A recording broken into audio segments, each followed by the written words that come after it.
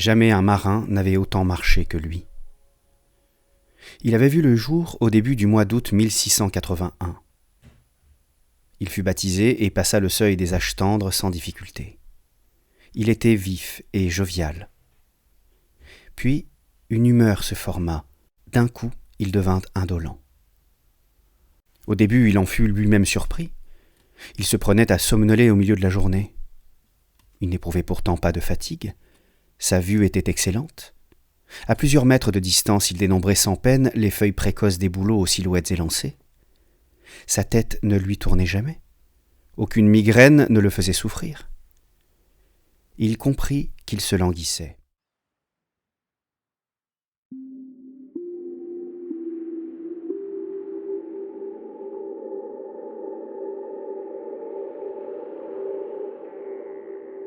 En fin d'après-midi, il s'asseyait sur l'un des gros rochers du port et rêvait jusqu'au crépuscule indistinct. Il fouillait du regard la côte qui lui faisait face. La ligne des dunes changeait tous les jours. Le vent soulevait de grosses poignées de sable et aplatissait leurs crêtes. Il effaçait les traces, redessinait les perspectives, façonnait un entremêlement de nouveaux panoramas. Dès qu'il en avait le temps, il courait vers son refuge.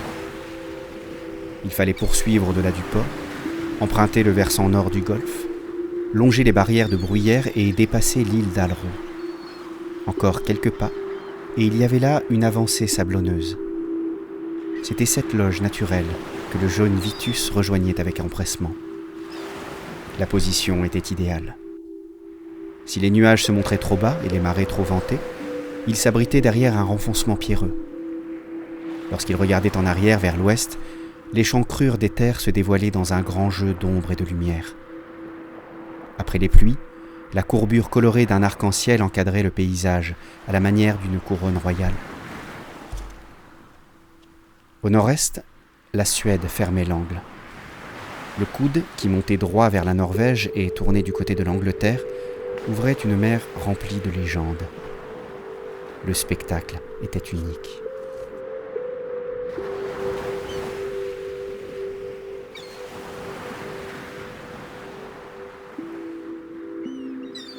Le bourg de Horsens se nichait dans un golfe profond. Comme un troupeau de moutons au pied d'un berger, les maisons basses entouraient la vieille église médiévale en briques rouges. Protégée par l'amphithéâtre de forêts et de collines qui marquait le début de l'arrière-pays, elle bravait au loin la pointe septentrionale de la grande île de Fioni.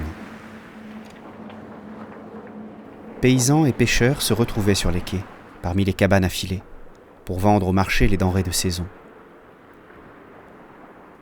Arrivant d'Aarhus ou d'Aalborg, les vaisseaux de commerce réduisaient leurs voiles en entrant dans le golfe. Les faibles tonnages accostaient avec élégance, comme de légers papillons. D'autres, plus imposants, mouillaient au milieu du fjord. Les matelots affalaient des chaloupes et rejoignaient les appontements à l'aviron. Une fois les marchandises emmagasinées, les navires caponnaient leurs ancres et repartaient à petit gréement. Après l'île d'Alro, ils déferlaient rapidement afin d'éviter les récifs côtiers. Ils doublaient la pointe en s'inclinant sous le souffle de la brise, les voiles remplies. Avec une bonne gîte, ils filaient droit en direction de Copenhague, vers Lübeck ou le littoral norvégien. Les cargaisons étaient bourrées de délices que les négociants et les marchands attendaient fébrilement, le doigt sur leur cahier de commandes et de comptes.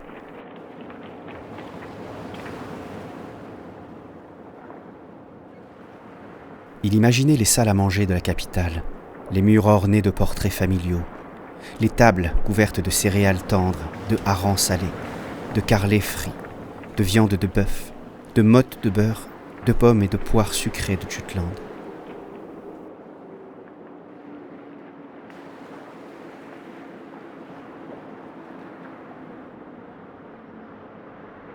Afin de dissiper son indolence, son père lui racontait que des voyageurs embarquaient lors de ces trajets commerciaux.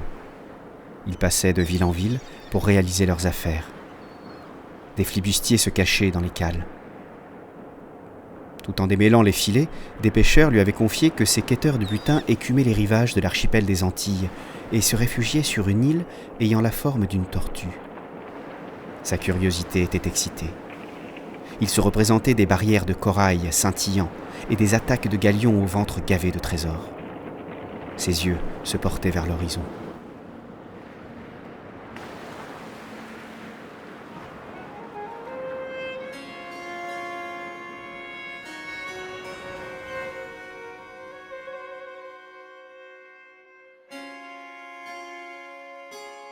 Chez les Amstadt-Bering, on ne discutait pas à la table du dîner.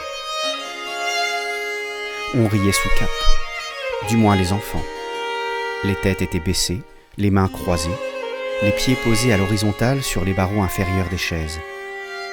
Le père prononçait la prière inaugurale avec solennité, dans un silence de pierre que même les insectes nocturnes respectaient. La symphonie domestique débutait juste après. Les cliquetis de couverts rivalisaient avec les bruits de déglutition. Chacun y mettait du sien, en forçant un peu le trait.